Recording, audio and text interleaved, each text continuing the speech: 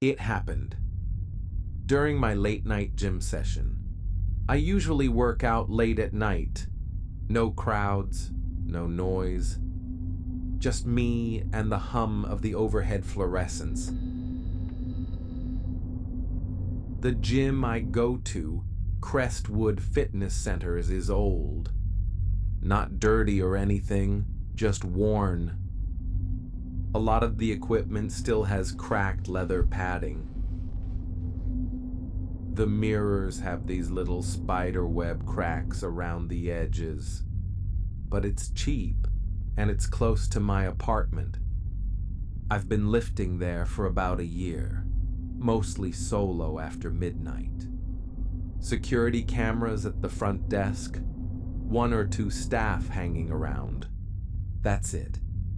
It was around 1:30 a.m. on a Thursday when it happened. I was finishing up deadlifts, last set. The place was dead silent, except for the low drone of the AC and the occasional clank of weights. I racked the barbell, turned to grab my water bottle, and someone was standing in the corner. I swear, just outside the squat racks near the stretching mats. There was a guy standing stock still, facing the mirror. He was tall, thin, wearing what looked like old, faded gym clothes, not any brand I recognized.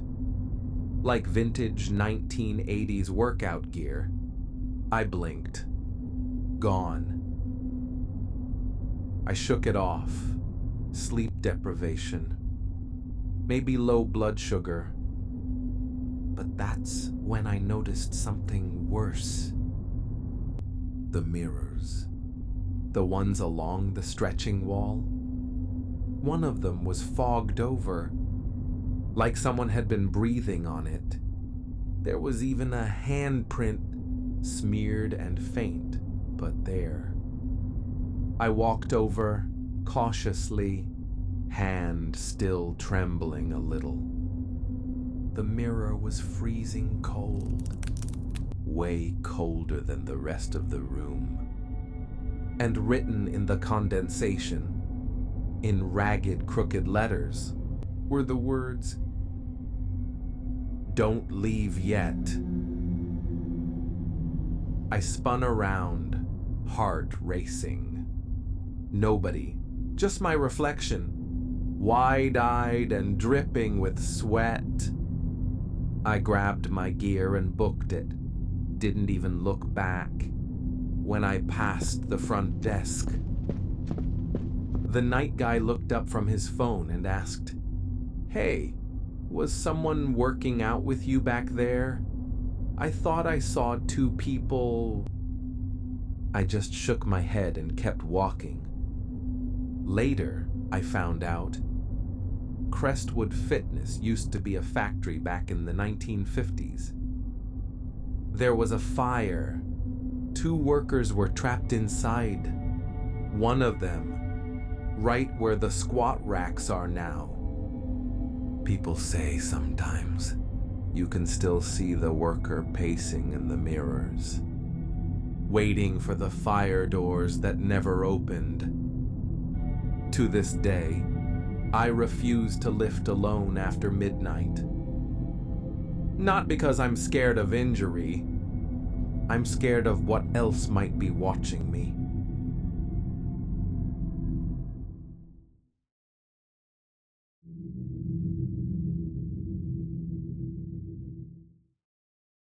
I'm not superstitious. I'm just a guy who likes lifting heavy things and listening to bad workout playlists at 2 in the morning. My gym runs 24 hours. Iron Vault Fitness, a cheap but clean place on the edge of town. I usually preferred the night shift. No lines, no loud bros, just the sound of metal clinking, and the occasional overplayed pop song on the speaker system. That night, something felt off as soon as I badged in. The lights seemed dimmer than usual, not off, just duller, like the bulbs were tired. And even though the music was playing, the whole place sounded too quiet. I shook it off, chalked my hands, and headed for the squat rack. Halfway through my warm-up sets, I caught something in the mirror across the gym. Someone, standing by the old stairwell in the corner, just barely in frame, tall, still, wearing something dark. I turned around, no one there. Just the open stairwell, leading down to the old locker rooms nobody used anymore. Weird. But night workouts play tricks on your head. I turned back, finished my set. When I moved to deadlifts, that's when the real weirdness started. Every time I lowered the bar, I heard it. The squeak of another barbell, like someone else was lifting too. But when I stopped, the echo kept going.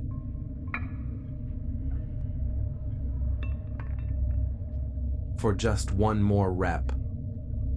I walked around the gym, checked behind machines, even went toward the back stairwell again, just in case some late-night regular had snuck in without checking in. Nothing. Back at my bench press setup, I heard breathing.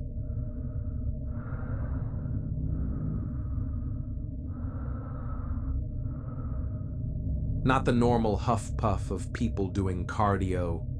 This was slow, ragged, wet breathing. It came from directly behind me. When I sat up, there was no one there, only my reflection. And in that reflection, for just a second, I swear I saw someone standing right behind me. Gray, sickly skin, eyes completely blank, like they were rolled back, wearing my hoodie. I didn't even re-rack my plates.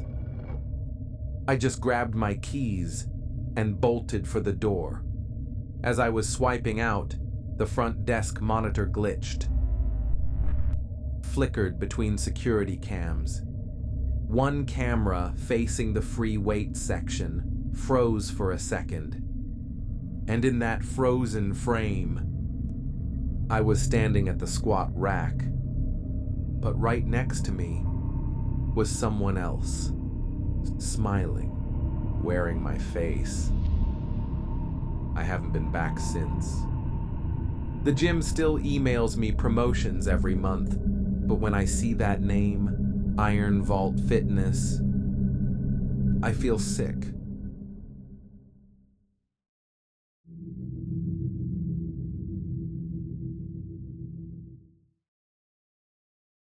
I always hated the locker rooms at Edgewood Athletic Center. They were too big, too quiet, and the lights always buzzed overhead, like they were about to die. About 6 months ago, I started going there every morning at 5 a.m. before work. Hardly anyone else around, maybe 2 or 3 regulars. The men's locker room was this long tiled hall. Rows of old metal lockers lined up like soldiers. Half the bulbs burned out, and the showers way in the back, around a sharp corner, completely hidden from the entrance. That morning felt off. From the second I walked in, the air smelled wrong. Not just sweat, something stale, wet. I shrugged it off, threw my bag into an empty locker, and hit the weights. Normal workout, 30 minutes of squats and deadlifts. Sweaty, tired, sore. When I came back to the locker room, the door was open. Not the one I used. One of the old lockers, way down at the far end. It was swinging back and forth. Creak, creak, creak. Like someone had just slammed it, and it hadn't settled. I called out, "Hey, anyone back here?" Silence. I figured it was just a janitor's or something. I went back to my own locker, grabbed my towel, started toward the showers. That's when I heard it. A metallic tapping. Soft. Irregular. Like someone drumming their fingers against one of the locker doors. Tap, tap, tap, coming from the corner, near the showers. I froze, strained to listen. It stopped. I shook it off. I must have imagined it. I got into the first shower stall.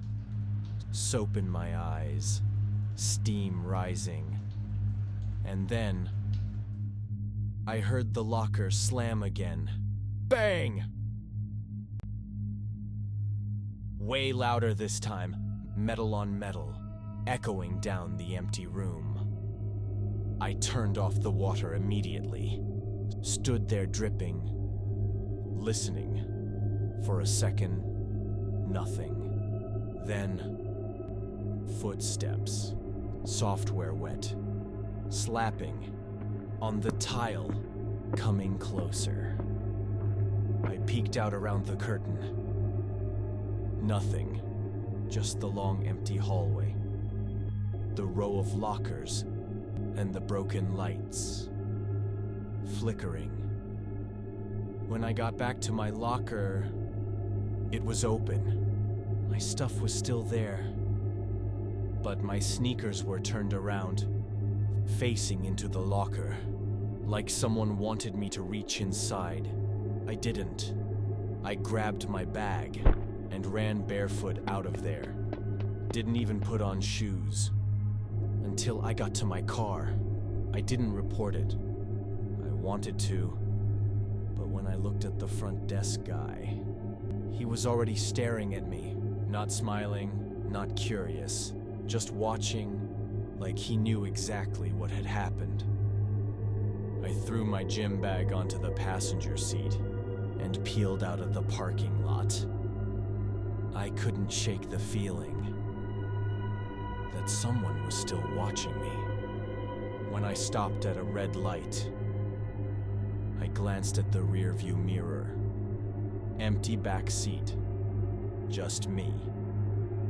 But for half a second, in the reflection of the gym behind me, I swear I saw a figure standing at the glass doors, still waiting